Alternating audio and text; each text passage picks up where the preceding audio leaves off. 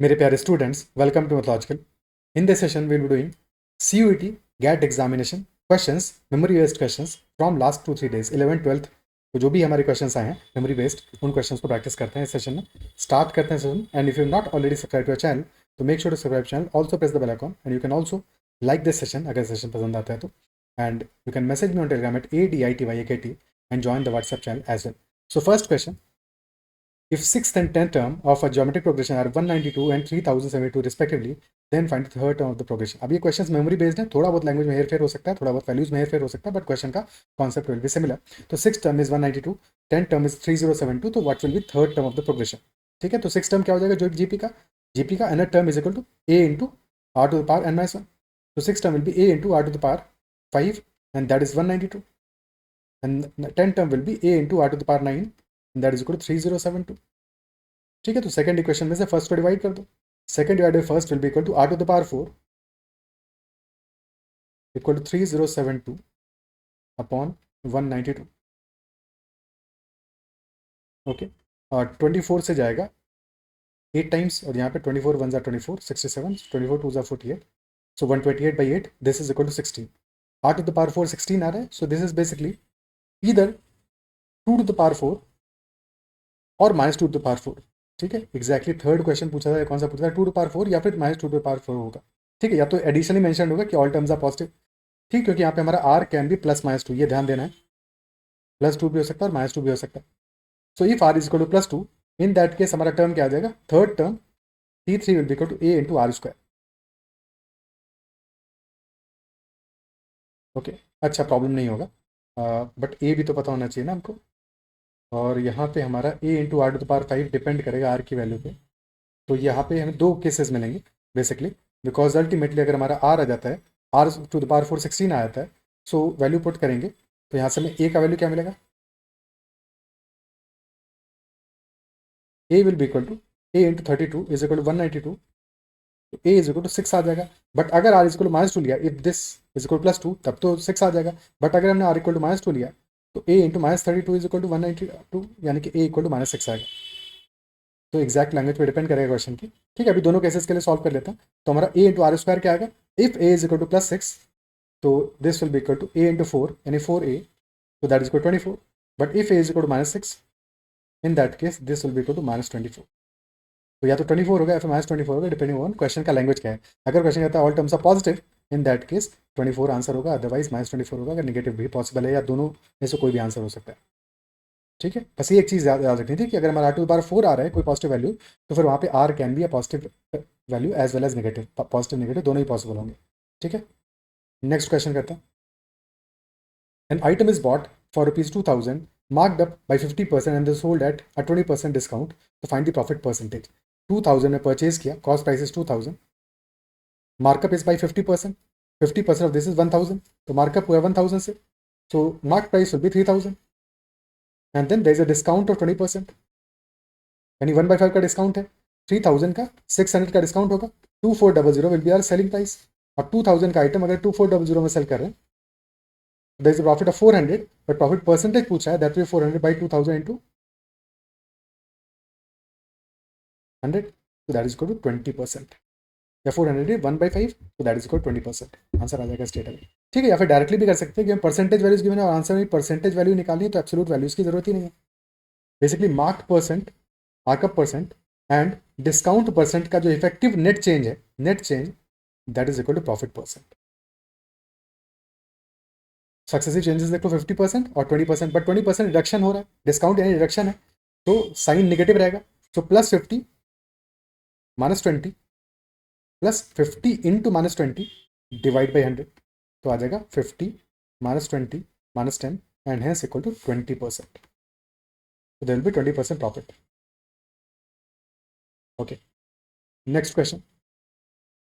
Evaluate 0.87 into 0.87 into 0.87 plus 0.13 into 0.13 into 0.13 divide by this value. कैसे solve करोगे? Basically यहाँ पे अगर हम एज्यूम कर लें कि a is equal to 0.87 comma b is equal to 0.13, तो इसकी शक्ल बदल जाती है। This becomes a³ plus b³ divided by a² minus ab plus b² and a³ plus b³ this is equal to a plus b into A square plus B square minus A b. So a cube plus B cube divided by a square plus B square minus A b क्या हो जाएगा, this will be equal to a plus b only, यानी कि 0.87 plus 0.13 and hence equal to 1. Answer हमारा equal to 1 आ जाएगा. Is this clear? ठीक है, ए क्यूब प्लस बी क्यूब हो गया, A plus B into A square plus B square minus A B, and similarly A cube minus B cube is equal to A minus B into A square plus B square plus A B. Next question. A train 150 meters long passes a pole in 15 seconds. How long will it take to cross a platform 300 meters long? ठीक है, platform की length क्या है 300 metre है, but जब भी train cross करेगी तो ट्रेन किसको क्रॉस करेगी, अपनी लेंथ को तो क्रॉस करेगी हमेशा, और साथ में जो एडिशनल जिस बॉडी को क्रॉस कर रही है, जैसे पोल को क्रॉस करेगी, पोल का तो कोई लेंथ होगा नहीं, बट प्लेटफॉर्म को जब क्रॉस करेगी तो अपना लेंथ भी क्रॉस करेगी, साथ में प्लेटफॉर्म को भी क्रॉस करेगी. तो फर्स्ट केस में क्या है, ट्रेन का लेंथ गिवन 150 मीटर्स और क्रॉस करेगी पोल को, तो कितना डिस्टेंस ट्रैवल करेगी, डिस्टेंस ट्रैवल भी 150 metres length of the train, और टाइम टेकन इज 15 सेकेंड्स.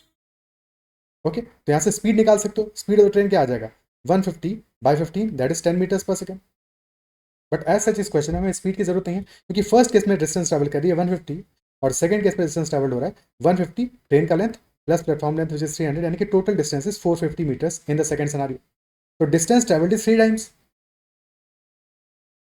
तो हमारा टाइम टेकन विल ऑल्सो भी 3 टाइम्स, क्योंकि स्पीड तो सेम ही है, तो टाइम टेकन विल ऑल्सो भी 3 times. 15 into 3 45 second straight away answer आ जाए, कुछ भी और करना नहीं है. ठीक है, अदरवाइज अगर स्पीड चेंज होता है या कुछ और क्वेश्चन में कैलकुलेशन होता तो फिर हमें स्पीड हमने निकाल लिया था 10 मीटर्स पर सेकेंड, अकॉर्डिंगली फिर डिवाइड कर लेते distance by time, distance by speed से टाइम आ जाता है. Okay, next question. If x and y can complete a work in 16 days, x, y and z together can complete the same work in 6 days, then in how many days can z complete the work alone? तो x plus y complete कर रहे हैं 16 days में, x plus y plus z 6 days में complete कर रहे हैं. LCM ले लो, 16 और 6 का एलसीएम आ जाएगा 48, तो वर्क हमने एज्यूम कर लिया 48, तो एफिशिएंसी यहाँ से x plus y की क्या आ जाएगी 48 बाई 16, 3 यूनिट्स की एफिशिएंसी आ जाएगी, 3 यूनिट्स वर्क कर रहे हैं पर डे, और x plus y plus z 48 by 6 यानी कि 8 यूनिट्स वर्क कर रहे हैं पर डे. ठीक है, तो अगर x प्लस वाई कर रहे हैं 3 units, x plus y plus z कर रहे हैं 8 यूनिट्स, तो z अकेला कितना वर्क कर रहा होगा, एफिशिएंसी हो जाएगी 5 units for z per day. तो time taken by z will be equal to total work which is 48 divide by efficiency which is 5, यानी 9.6 डेज में वर्क कंप्लीट होगा. z alone can complete the work in 9.6 days. Okay, next question. Two trains start from 300 kilometers apart. Train A moves at 60 km per hour and starts 1 hour early. Train B moves at 90 km per hour. How long after train B starts will they meet? Total distance between these two trains is 300 kilometers. और train a पहले start करती है and speed is 60. Train b बाद में start करेगी, अभी तक start नहीं हुई है, ट्रेन ए स्टार्ट कर गया and train a starts 1 hour early. So till 1 hour it is travelling alone, अकेले चल रही है. ठीक है, डिस्टेंस ट्रैवल क्या होगा 1 आवर में, स्पीड इज 60, तो distance travel will also be equal to 60 kilometres. तो now the remaining distance between the two trains will be 240. और क्वेश्चन हमसे एंड में पूछ भी यही रहा है कि how long after train b start, यानी कि हमें time t is equal to 0 अब मानना है इस पोजीशन पे. ठीक है, और अब इसके बाद में ट्रेन बी भी स्टार्ट होगा, बी का स्पीड है 90 और ए का स्पीड है 60, और दोनों ट्रेन एक दूसरे की तरफ जा रही हैं फ्रॉम ऑपोजिट डायरेक्शंस, तो स्पीड एडअप हो जाएगा. रेटिव स्पीड क्या होगा S1 प्लस S2, तो स्पीड एडअप होगा, स्पीड हो जाएगा इफेक्टिवली 150 किलोमीटर पर आवर, और डिस्टेंस बिटवीन देम इज 240, तो time taken will be equal to 240 divide by 150 which is 8 by 5 hours. और मिनट्स में अगर वो पूछा होगा तो 8 बाई 5 इंटू 60 कर दोगे, तो that will be 8 into 12 96 minutes. Okay, क्या ये पार्ट क्लियर है? 96 minutes will be our answer. अगर मिनट्स में पूछा है, आवर्स में 8 बाई 5 होगा. Next question. 5 years ago the age of a father was 3 times the age of his son. 10 years later the father will be twice as old as his son. What are their current ages? उनका current age क्या होगा? मान लेते हैं कि current age for father and son is F and S. The current age is F and S. तो question के according 5 years ago age of father will be f minus 5 and age of son will be s minus 5, and the ratio was 3:1. this is equal to 3 by 1. Cross multiply कर दो, तो f minus 5 this is equal to 3 times s minus 15, तो यहाँ से हमें f का value मिल जाएगा that is equal to 3 times s minus 10. Okay, second equation. 10 years later the father will be twice as old as his son. So 10 years later, age of the father will be f plus 10. Divide by age of son will be s plus 10. And this ratio is 2 by 1. Again, cross multiply कर दो. So f plus 10 becomes equal to 2s plus 20. Okay, और f की value replace कर दो from first equation. f is 3s minus 10. तो 3s minus 10 plus 10 बन जाता है 3s. 3s is equal to 2s plus 20. तो यहाँ से हमारा s equal to 20 आ जाता है. यानी age of son is equal to 20. And if age of son is equal to 20, so age of father will be equal to f, and 3 into 20 minus 10, which is 50 years. So their ages will be 50 and 20 respectively. Father का age and son का age will be 50 and 20 respectively. Okay. ठीक है, ये तो एक method हो गया solve करने का. अदरवाइज बिना अननोन माने सॉल्व करना है तो वैसे भी सॉल्व कर सकते थे. बस क्या करना है, दोनों केसेस में हम जो डिफरेंस ऑफ एजेस है वो तो सेम ही रहेगा, तो डिफरेंस ऑफ एजेस को इक्वेट करेंगे. फर्स्ट केस में क्या है, प्रेजेंट का हमें पता नहीं है, हमें पता है प्रेजेंट से 5 ईयर्स पहले का. तो बिफोर 5 ईयर्स एज का रेशियो क्या था, फादर का age was 3 times that of son. Age का ratio was 3:1 5 years ago, and 10 years later the ratio becomes 2:1. Focus only on difference between them. ठीक है, तो यहाँ पे डिफरेंस कितना आ रहा है, यहाँ पे डिफरेंस हमने लिया है 1 यूनिट और इधर डिफरेंस आ रहा है 2 यूनिट्स का. तो इधर भी डिफरेंस 2 कर दो, मल्टीप्लाई बाई 2. अब एजेस कंपेयर कर सकते हैं. तो age of the father is 4 units, age of the son is 2 units. कब आ रहा है, दिस इज आफ्टर 10 ईयर्स. और किससे कंपेयर करें, 5 years ago से, यानी कि गैप बिटवीन दीज टू कितना है, 15 years का गैप है.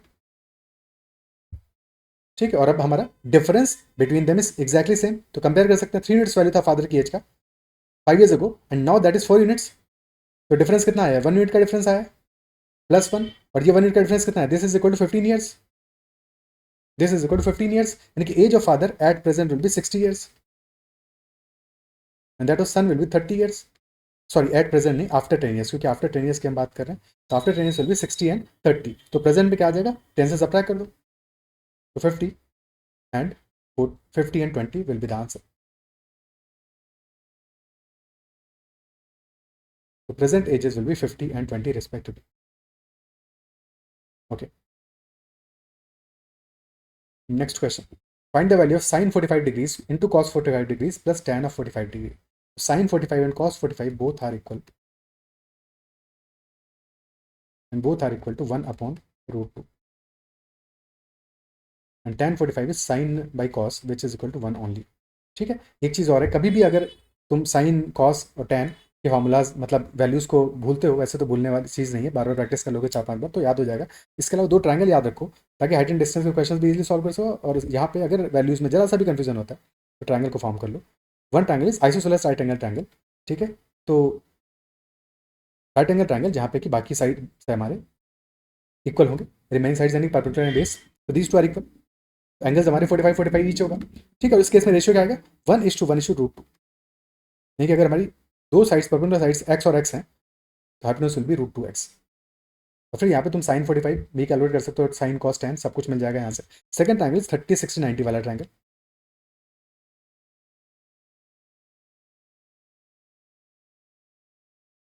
Where one angle is 30, other is 60 और राइट एंगल ट्रायंगल है तो remaining angle is 90 degrees. Okay, smallest side will be opposite to 30 degree side. अगर उसको 1 यूनिट मान लें तो 60 डिग्री के सामने वाला side will be opposite side will be √3 units, and the third side will be 2 units, double that of the side opposite 30 degrees. तो अगर 1x मान लिया, 1x √3x and 2x will be the values of the sides. तो यहाँ से sin 30 sin 60 की values भी मिल जाएंगे हमको. ओके, क्या क्लियर है? बहरहाल इस क्वेश्चन का आंसर क्या आएगा, sin 45 is 1/√2, cos 45 is 1/√2 plus tan 45 is 1. तो दिस इज इक्वल टू 3/2 और 1.5. Okay, next question. The angle of elevation of the top of a tower from a point on the ground which is 30 meters away from the foot of the tower is 30 degrees. So find the height of the tower. The angle of elevation of the top of a tower from a point on the ground, that is 30 degrees. ठीक है, तो tower is perpendicular to the base और angle of elevation हमारा 30 degree है. This angle is 30, यानी 30 60 90 वाला triangle बन रहा है. ये एंगल 30 है तो this angle must be 60. Smallest side क्या होगा, 30 के सामने वाला साइड होगा एक्चुअली 1 यूनिट. ठीक है, या 1x मान लो. 60 के सामने वाले side this will B √3x. और क्वेश्चन में गिवन क्या है, गिवन है कि point on the ground is 30 metres distance from the tower. तो दिस डिस्टेंस इज 30. √3x हमें गिवन है 30 मीटर्स, तो यहाँ से x हमारा इक्वल टू आ जाएगा 30/√3 which is equal to 10√3 meters. And if √3 is given as 1.732, so 10 into 1.732, and roughly 17.32 meters must be the height of the tower. 17.32 meters. Okay. Next question. Find the sum of first 20 even natural numbers. Sum of first 20 even natural numbers. So first natural number will be equal to 2. Second will be 4. AP form होगा. Last क्या होगा? 20th क्या होगा? 20th will be 20 into 2. That is equal to 40. और क्योंकि AP form हो रहा है, तो sum of the 20 natural numbers will be equal to n into average of n values. n into first term plus last term by 2. तो n into n हमारा क्या है? 20 है यहाँ पे. n is 20. तो 20 into 2 plus 40 by 2, which is equal to 20 into 21, and hence equal to 420. Answer will be 420. Okay. There in general, अगर हमें even numbers consecutive चाहिए, first 21st 31st n चाहिए, तो sum of even numbers, first n even numbers, that is equal to n into n plus 1. n into n plus 1. Okay. Or sum of first n odd numbers, this is equal to n square. Or sum of first n natural numbers, that is n into n plus 1 by 2. Next question. A person travels from his house to office at a speed of 40 km per hour and returns along the same route at a speed of 60. So find his average speed during the journey. Average speed क्या होगा? तो formula for average speed is equal to 2ab upon a plus b. अगर हमें दो speeds given है, एक जाने की एक आने की, तो 2ab upon a plus b. ठीक है, तो अप्लाई कर दो 2 into 40 into 60 divide by 40 plus 60. So this is equal to 4800 divided by 100 and hence 48 km per hour. तो या तो फॉर्मूले से कर लो, अदरवाइज क्या है, 40 और 60 में स्पीड्स गिवन है और डिस्टेंस इक्वल है, तो डिस्टेंस एलसीएम ले लो इन दोनों का. 40 और 60 का एलसीएम अपनी डिस्टेंस मान लो, डिस्टेंस हमने मान ली 120. सो 120 का डिस्टेंस, तो 40 की स्पीड से जा रहा है और लौट क्या आ रहा है 60 की स्पीड से. तो average speed will equal to total distance by total time, T by T. Total distance क्या होगा? जाने और आने का 120 प्लस 120. और टाइम क्या आ जाएगा? जाते समय स्पीड हो है 40, तो टाइम विल बी 120 बाई 40 यानी 3 आवर्स का. लौटते समय स्पीड है 60, 120 by 60 2 hours, 240 by 5 and has equal to 48. ठीक है, एलसीएम वाला मेथड इसलिए पता होना चाहिए कि अगर हमारी स्पीड 2 से ज़्यादा हो, डिस्टेंसेज इक्वल ना हो, तब भी ये काम कर जाएगा. अगर डिस्टेंसेज इक्वल नहीं हो, हमारे डिस्टेंस का रेशियो गिवन है, कि हमें डिस्टेंस का क्वेश्चन कहता है कि रेशियो जो है, रेशियो है हमारा 1:2. पहला स्ट्रेच जा रहा है 40 की स्पीड से, दूसरा जा रहा है 60 की स्पीड से, तो पहले हमने एलसीएम एज्यूम कर लिया. ठीक है, एलसीएम एज्यूम कर लिया, एलसीएम 120 आ गया. अब पहली डिस्टेंस को 120 मान लो, स्मॉलेस्ट को, सेकंड को 240 मान लो. अब पहली डिस्टेंस जा रहा है 40 की स्पीड से, दूसरी जा रहा है 60 की स्पीड से. Again average speed will be T by T, total distance by total time. और डिस्टेंस है 360, डिवाइड बाई टोटल टाइम क्या होगा? 120 बाई 40 इज 3, 240 बाई 60 इज 4, तो 360 divided by 7. This will be answer. Okay. Next question. Solve for x if 3 to the power x minus 1 plus 3 to the power x is equal to 36. तो यहाँ पे x का value क्या होगा? ठीक है, 3 to the power 1 is equal to 3, 3 to the power 2 is equal to 9, 3 to the power 3 is equal to 30, 30 बोल रहे हैं 27, और 3 to the power 4 is equal to 81 and so on. अब यहाँ पे हमारा 3 to the power x minus 1 plus 3 to the power x that is equal to 36. So this is basically 3 square plus 3 cube, 9 plus 27. So यानी कि x should be equal to 3. x equal to 3 हो जाएगा, तो this will be 3 to the power 3 minus 1 and 3 square plus 3 cube. X equal to 3 will be the answer. Straightforward question. Okay. ठीक है, या फिर ऐसे कर सकते हो, ऐसे केसेस में अगर कभी ऐसा क्वेश्चन गिवन है जहाँ पे कि डिफरेंस हमारा ज़्यादा आ रहा है, तो 3 to the power x minus 1 को कॉमन ले लो, तो रख जाएगा 1 plus 3 to the power 1, यानी कि हो जाएगा 3 to the power x minus 1 into 4 and this is 36. तो 4 से जाएगा 9 times 3 to the power x minus 1 is equal to 9 which is 3 square. Now compare these two. तो x minus 1 is equal to 2 and hence x is equal to 3. Okay, next question. A can do a piece of work in 10 days while B can do the same work in 15 days. If they work together for 4 days, what fraction of the work is left? 4 days work करते हैं, कितना fraction of the work बचेगा? ठीक है, सो ए complete करता है 10 days में, B complete करता है 15 डेज में, एलसीएम आ जाएगा 30. तो efficiency of A will be 3, efficiency of B will be 2. 4 days work किया इन्होंने, तो वर्क कितना हो जाएगा 4 डेज में? ए कर रहा है 3, बी कर रहा है 2, 3 + 2 इंटू 4, 20 यूनिट्स वर्क हो जाएगा. तो work left will be equal to proportion में total is 30, 30 minus 20 divide by 30 which is equal to 1/3. 1/3 work will be left. Okay. या फिर इसको ऐसे भी कर सकते थे कि टोटल वर्क हमारा 1 यूनिट है, उसमें से इतना सब्ट्रैक्ट कर दो जो वर्क कंप्लीट हो गया है. तो 10 डेज में वर्क कंप्लीट करता है ए, तो 1 डे में कितना करेगा? 1/10 करेगा. 4 डेज में करेगा 4/10. सिमिलरली 4/15 बी करेगा. अब क्योंकि 4 कॉमन है, 4 को पहले ही बाहर ले लेते, तो 1 - 4 into 1/10 + 1/15. This becomes 1 - 4 into LCM ले लिया 30, 3 + 2, तो 4 इंटू 5/30 विच इज 1/6. तो 1 - 4/6 विच इज इक्वल 2/6 और 1/3. बाकी इजी मेथड तो यही वाला है. Okay, next question. A and B start a business with investments in the ratio 3:5. After 6 months, C joins them with an investment equal to B's. At the end of the year, what is the ratio of their profits? तो A और B ने start of the year से ही अपना investment कर दिया business के लिए 3:5 के रेशियो में. If A has invested 3 rupees तो बी इन्वेस्ट किया 5 रुपीज़ का. 6 मंथ्स के बाद में सी ने भी उनको ज्वाइन किया और सी का इन्वेस्टमेंट इज इक्वल टू बीज इन्वेस्टमेंट, यानी कि सी ने भी 5 रुपीज़ इन्वेस्ट किया, बट सी का इन्वेस्टमेंट का टाइम पीरियड जो है दैट इज लेसर. ए ने पूरे 12 मंथ के लिए किया, बी ने 12 मंथ के लिए किया और सी ने किया आफ्टर 6 मंथ्स, यानी कि ओनली फॉर 6 मंथ्स किया. And profit is always proportional to investment into time. Investment का रेशियो ये है, टाइम का रेशियो ये है, मल्टीप्लाई कर दो respectively. 36 is to 60 is to 30. 6 से डिवाइड कर दो तो 6 is to 10 is to 5. This will be the answer.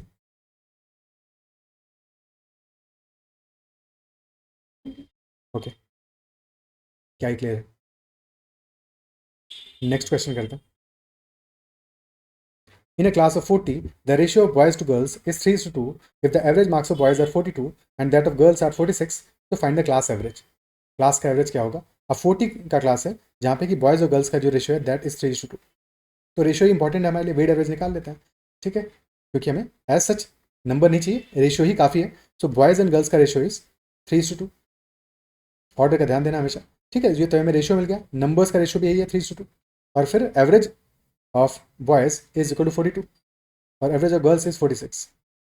फिर हमें चाहिए what will be total average. Total average will be 3 × 42 plus 2 × 46 divided by 3 + 2. That is 126 plus 92 by 5, which is equal to 218 by 5, which is equal to 43.6. 43.6 answer आ जाएगा.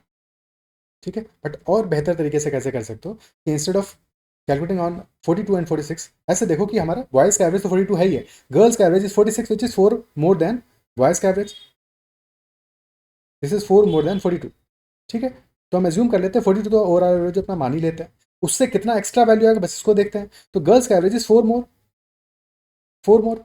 ठीक है, तो यहाँ पे डेविएशन कितना है? अगर हमने 42 अपना एवरेज एज्यूम किया है तो हमारा बॉयज़ का एवरेज का डेविएशन इज 0 और गर्ल्स का एवरेज +4 है, 4 ज़्यादा है. ठीक है, अब रिस्पेक्टिव वेट से मल्टीप्लाई कर दो, 3 × 0 तो 0 ही आ जाएगा, +2 × 4 will be equal to 8 divide by 3 + 2. तो 42 + 8/5 विच इज 1.6, तो 43.6 विल बी द आंसर. इस तरह से कैलकुलेशन हमारा आसान हो जाएगा, स्पेशली जब कैलकुलेशन और भी ज़्यादा मुश्किल होगा, जब वैल्यूज हमारी ज़्यादा मुश्किल होंगी, तो this method is more appropriate. Okay, क्या क्लियर है? Next question. A shopkeeper marks up his goods by 40% and then offers a discount of 25% of the mark price. So what is the net profit or loss percentage? Markup किया है 40% से, then discount दिया है 25% का.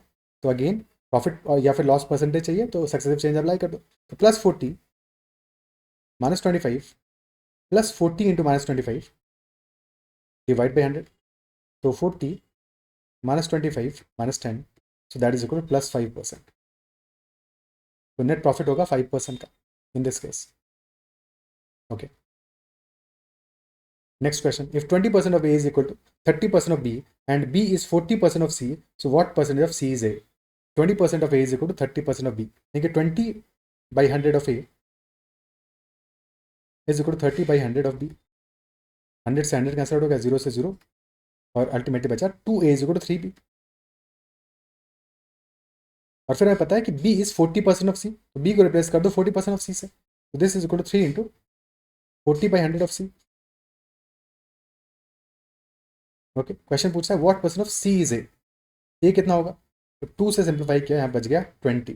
तो A is equal to 60 by 100 times C, और 60% of C.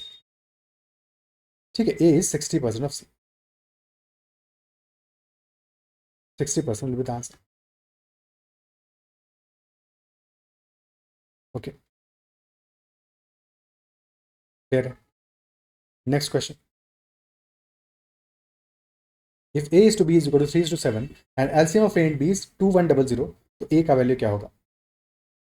Ratio of A and B is 3 is to 7, LCM of A and B is 2100. तो अगर हमारे नंबर्स A and B दो नंबर्स गिवन है, तो A और B का अगर हमारा HCF H आ रहा है, स्मॉल h आ रहा है, in that case numbers can be written as H into x and H into Y.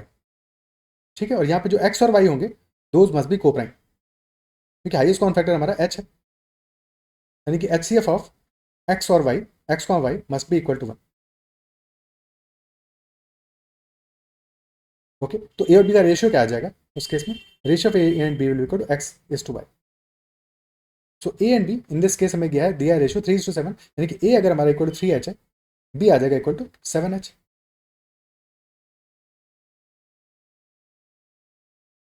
Okay. So there LCM this must be equal to LCM of A and B will be equal to 3H और 7H का LCM क्या आ जाएगा? This will be equal to, अच्छा LCM तो लिखा ही नहीं यहाँ पे, अगर HCF H है, LCM हमारा हो जाएगा H into XY. H into XY, क्योंकि X और Y आपस में को प्राइम है, तो LCM of these will be H into 3 into 7. So 21H, and that is equal to 2100. So H will be equal to 100, and hence A will be equal to 300. A will be equal to 300. ठीक है. और एक और important property है कि कभी भी दो नंबर्स हमारे, तो उनका जो प्रोडक्ट होगा A into B, this will always be equal to LCM into HCF.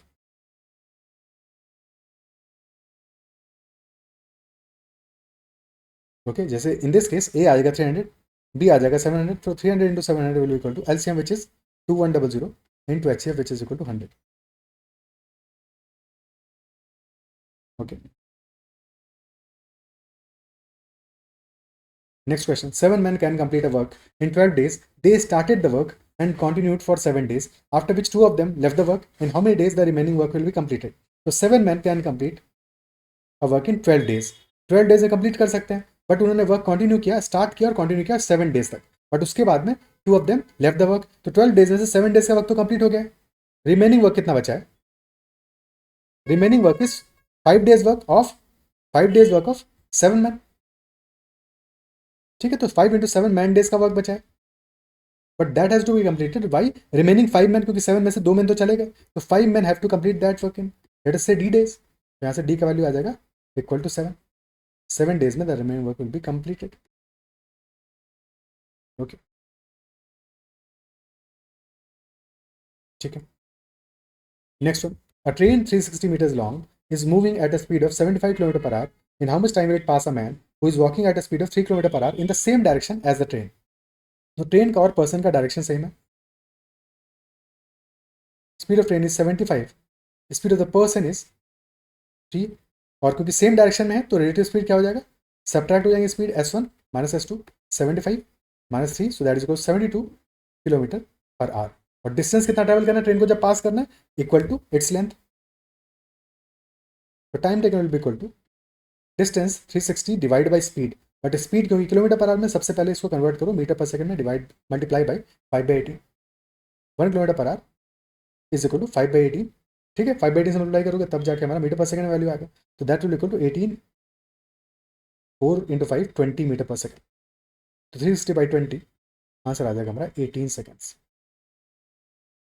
Train will be able to cross the man in 18 seconds. Okay.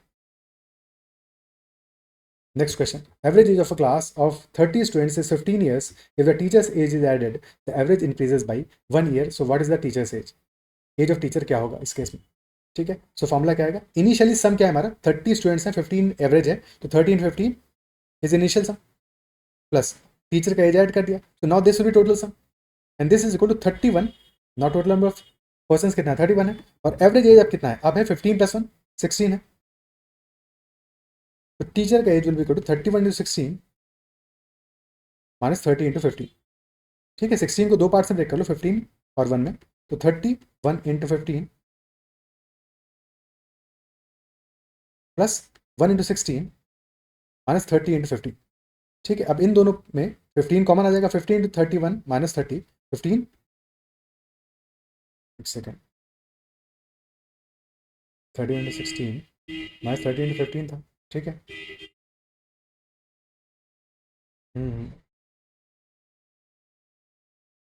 31 × 15 किया तो फिर हमारा 1 × 31 बचेगा, यहाँ 31 बचेगा, 15 + 31 एज आ जाएगा 46 ईयर्स।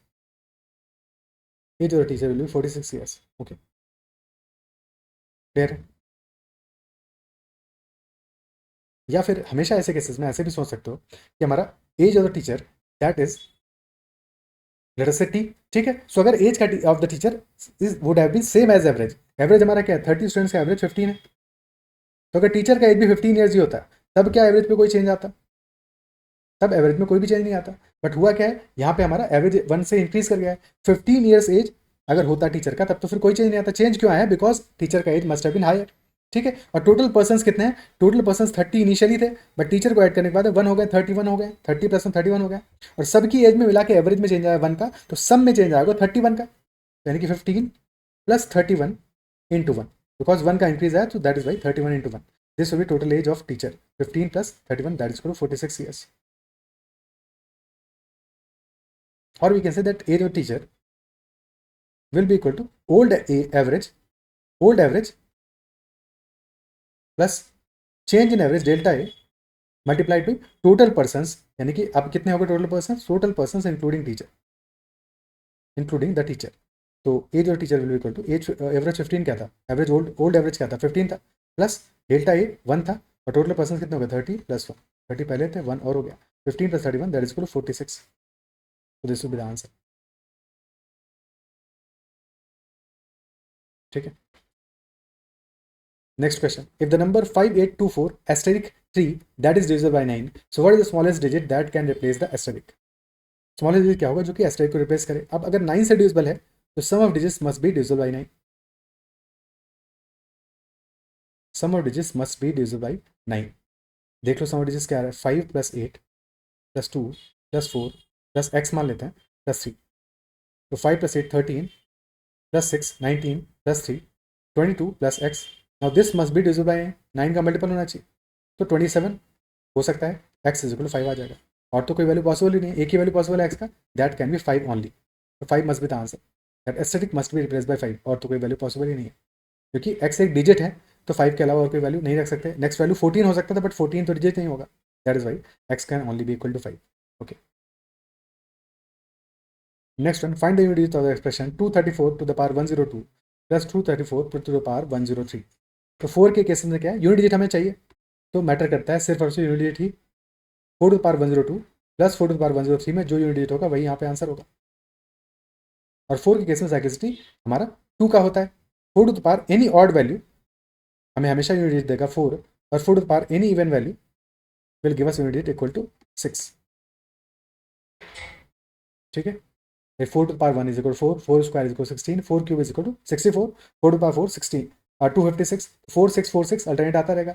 अब यहाँ पे पहले केस में पावर हमारी ऑड है, सॉरी पावर इवन है, तो हमारा रिजल्टेंट आएगा 6, यूनिट पे आएगा 6, और सेकंड केस में यूनिट पे आएगा 4, तो 6 + 4 10 हो गया, यानी कि एंड में यूनिट पे हमें 0 मिल जाएगा, आंसर आ जाएगा 0। 0 will be the unit of this expression. ठीक है, ऐसे भी सोच सकते थे इस क्वेश्चन को। कि 234 टू द पावर 102 है प्लस 234 टू द पावर 103, यानी कि दोनों केस में बेस तो हमारा सेम ही है। तो 234 टू द पावर 102 को कॉमन ले लो, बच जाएगा 1 प्लस 234। तो this will be 234 to the power 102 into 235। ये नंबर 5 का मल्टीपल है, ये इवन है, तो 5 का multiple into even always ends in 0, हमेशा 0 पे एंड करेगा। Okay,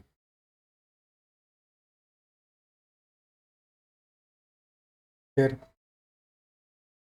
next question, what is the reminder when 67 to the power 67 plus 67 is divided by 68 plus 67 this is divided by 68। तो रिमाइंडर क्या होगा इस केस में? अगर हम x plus a to the power n को डिवाइड कर रहे हैं x से, तो reminder is always a to the power n। तो 67 को लिख सकते हैं 68 माइनस 1, तो 68 minus 1 to the power 67 is being divided by 68। तो इस केस में रिमाइंडर क्या आएगा? -1 टू द पावर 67, और -1 to the power odd this is equal to -1, -1 to the power even is equal to +1। तो this will be equal to -1, यानी reminder हमारा -1 आएगा। सिमिलरली 67 को डिवाइड करोगे तो पूरा रिमाइंडर 67 ही हो जाएगा। ठीक है, सो -1 प्लस 67 रिजल्ट हमारा आ जाएगा equal to +66। 66 will be the final remainder when 67 to the power 67 plus 67 is divided by 68। क्या ही क्लियर है? ठीक है, so these are all the questions. अच्छा, कुछ क्वेश्चंस रह गए, ज्योमेट्री के क्वेश्चंस हमने नहीं किए और पीएनसी प्रोबेबिलिटी के क्वेश्चंस को नहीं किया, तो उनको सेपरेट सेशन में कंप्लीट करेंगे। इस सेशन में इतना ही रखते हैं। आई बिलीव जो भी क्वेश्चन डिस्कस सारे सारे समझ में आएंगे। फिर भी कहीं किसी क्वेश्चन में डाउट रहता है तो कमेंट जरूर मेंशन करना। That's all for this session. Bye bye, take care and keep running.